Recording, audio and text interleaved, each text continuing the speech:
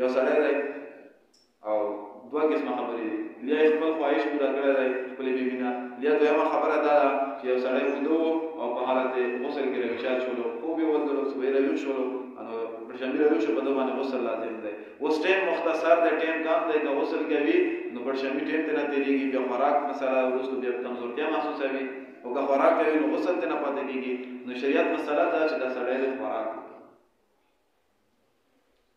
اگر چې په ده باندې صبحي اذانونه وشول، صبحي اذانونو نه پس د غسل وکړي، څه خبره نشته. په دا مسله باندې ځان پوه کړو. یو سړی د سهار لمونځ نه پس اوده شولو، ماسپښین لمونځ نه بعد اوده شولو او ته د احتلام وشولو، په ده باندې غسل لازم شولو، نو دا غسل څنګه کوي؟ نو د غسل لپاره 3 فرایض دي.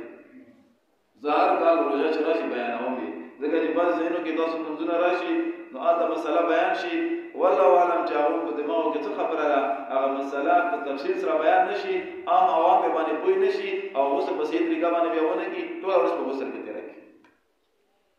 هغه غلطه مسله مې ته بیانوم چې غلطه څنګه ده، او صحیح مسله مې ته بیانوم چې صحیح څنګه ده.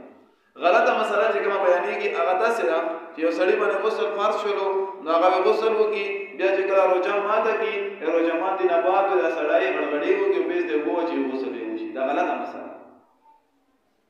ځکه غسل کې 3 فرض دي. خولې ته اوبه اچول فرض دي. ګوره غړغړې کول فرض نه دي، خولې ته اوبه اچول فرض دي.